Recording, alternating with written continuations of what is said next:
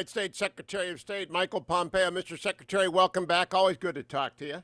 Good to be on the show. Hope you're doing well. I am, and you too. A story broke last night in The Atlantic, authored by Jeffrey Goldberg, saying that at the time of a canceled visit to the American cemetery outside of Paris in 2018, President Trump made disparaging remarks about fallen soldiers buried there. Now, you were on that trip. Did you hear any such remark from the president? Never. Have you ever? You've been a lot with him, more than probably anyone Yeah. other than Vice President. Have you ever heard him say anything like that about fallen soldiers? Those comments that, and I have not read the article, but I've seen the summaries would talk about him, suggest that he was saying something about soldiers being suckers or losers. I've never heard that. Indeed, just the opposite. I've been around him in lots of settings where there were both active duty military, guardsmen, reservists, veterans. This is a man who had the deepest respect for their service, and he always interacted with them in that way. He enjoys those times. He values those people. I don't understand, and I'll get to China and Iran in just a second. What has happened to the media? They ran a story, and I know Jeffrey Goldberg, fine reporter, with 4 unnamed sources by people who could say anything, Secretary Pompeo. What has happened to the media? I'll leave that to others. My observation is that in now almost 10 years in Washington, I've watched the deterioration of the standards. I watched them begin to write things on secondhand information, hearsay from unnamed sources. It's most unfortunate, not because of anything that happens to any one of us as individuals, but it doesn't do service to the American people. Now, Mr. Secretary, the last time I saw you was at the Nixon Library talking about China, and it was a historic speech. But it followed about 10 days the China-Iran deal, and we didn't talk about that because we didn't quite yet know it. I'd like to ask you, how ominous is that partnership, and contrast it with the United Arab Emirates-Israeli deal that was put together by you and the president and the entire team, Jared, et cetera?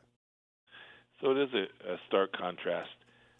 If you watch what's happening, that's what I talked about when I was in Southern California. That if you look at the Chinese Communist Party today and what General Secretary Xi is doing, you see whether it is the actions internal to the country, the enormous human rights violations, the way they're treating the Uyghurs and even the Mongols in the north and the Tibetans. This is a gross deterioration in the basic human rights that General Secretary Xi is providing for his own people, but then externally. I mean, you watch what's happening between India and China today, where the Chinese Communist Party has moved more soldiers to that border, more forces to that border than any time since the early 1960s, and causing huge problems for other countries in Southeast Asia in their ability to simply exercise their basic rights inside their own economic zones. This is a Chinese Communist Party that is authoritarian and has a deep desire for a hegemonic rule all around the world.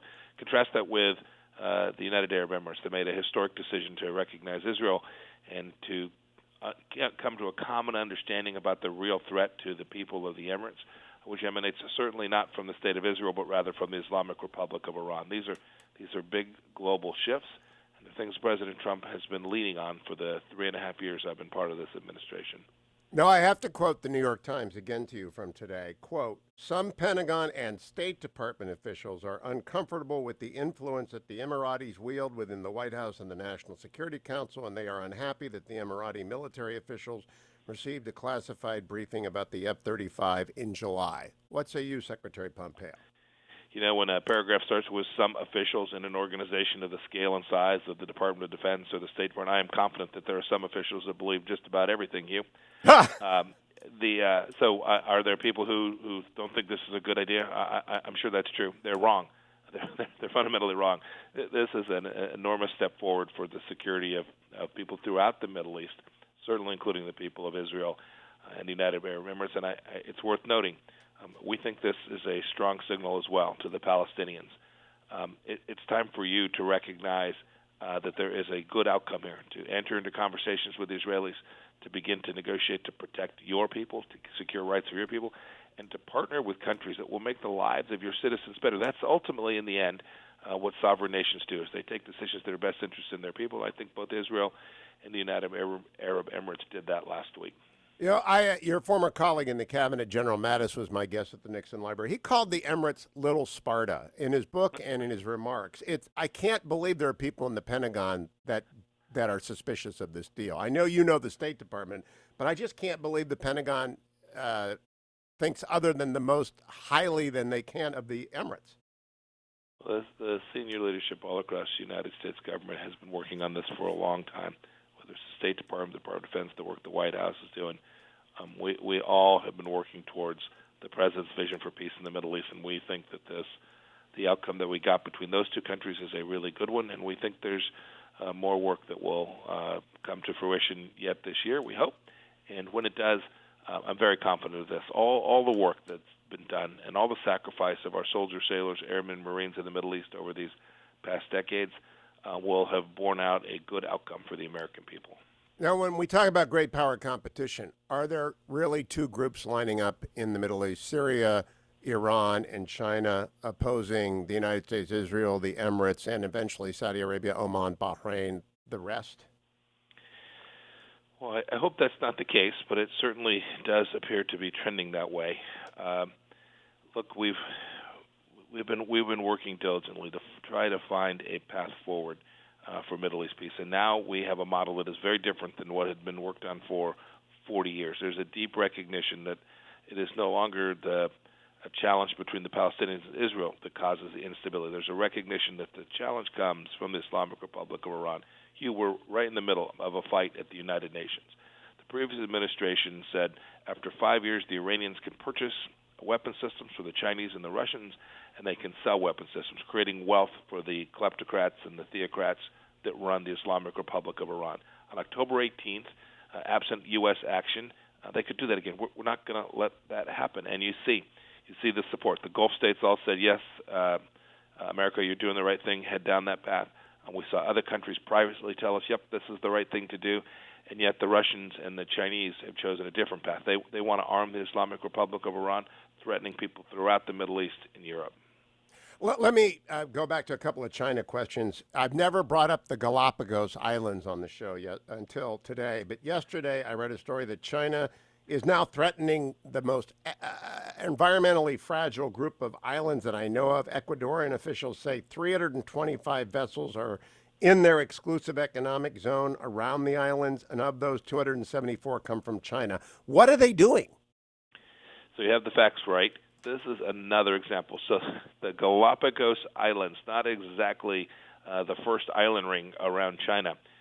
The Galapagos Islands, this is Chinese predatory economic activity and another significant violation of international law if we have the data set right. This is another exemplar, whether it's in Africa and the predatory activities taking place in Africa. The Chinese Communist Party model today is to do what has been part of the Chinese history for a long time, to create vassal states, tributary states that have to pay tribute to Beijing as the Middle Kingdom. There's a long history of this. It presents enormous risk to the world, and President Trump has recognized this presents a real risk to the United States of America, and in every front, whether it's diplomatic or economic, the United States is pushing back. We're no longer going to take a knee or turn the other cheek. We're going to demand that the Chinese Communist Party behave in the same way we demand every other country does. Are we going to back up Ecuador in this conflict? Well, we've been working with them now for months to try and help them find a way through, but no one wants conflict there. Everyone wants a diplomatic resolution to this, and we've been working alongside them to help them achieve that. Okay, Mr. Secretary, China says they're making great progress on a vaccine. So does Russia. How are we going to trust either of these countries? And how are we going to trust the WHO when the WHO just flubbed it and China lied about the virus, and Russia, I don't know how we can trust them on anything. They're interfering with the election again. How can we possibly trust their claims on vaccines? When I spoke in Southern California that day with respect to Chinese Communist Party, I said distrust but verify. I think with respect to the vaccines that are coming out of these countries, that's precisely the right model that we'll have to use. The whole world will have to take a good hard look and make sure that we have real scientific data in the same way we demand of anyone that puts forward a vaccine for sale and for distribution. My confidence level in the WHO is near zero in its capability to act in a science-based way and not a political way. And we've watched the Russians and the Chinese hurry these vaccines to market in an attempt to make not a medical breakthrough or an epidemiological breakthrough, but a political, diplomatic breakthrough that's not in the best interest of the world. If we get a vaccine out there that doesn't work, that could create further devastation, further loss of life. We saw the Chinese Communist Party cover up the virus that came from their country. I hope that they don't take actions that further put this world at risk. I want to switch to the International Criminal Court.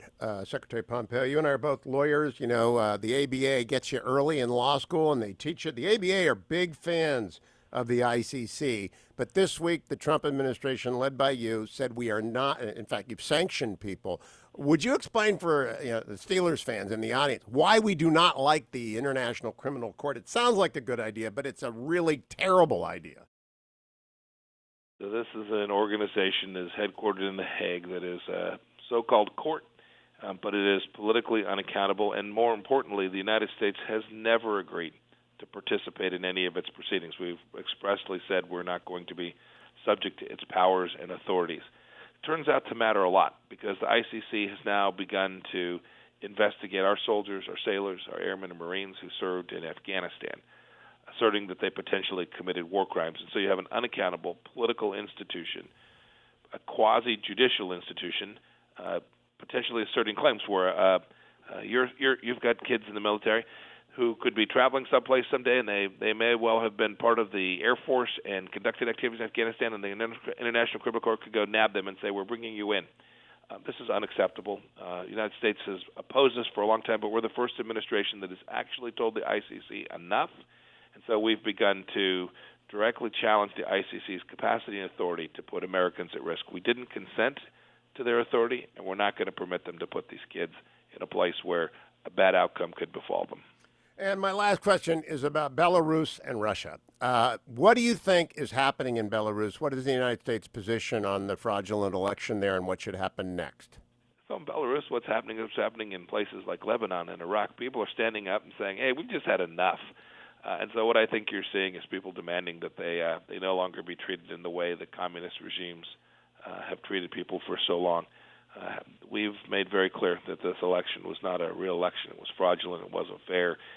And we have now begun to work with our EU partners to ensure that the things that these people have gone to the streets for, they've sacrificed themselves, that many have been put in jail, simply to demand the basic freedoms that every human being is entitled to by nature of their being created in the image of God. We want that for the Belarusian people, and we're going to achieve it. Final question, Mr. Secretary. You said both China and Russia are screwing around with our election. Are any of them quantitatively different, and is the State Department acting vis-a-vis both of them in the same way? So they are different. Their approaches are different. There's no doubt about that.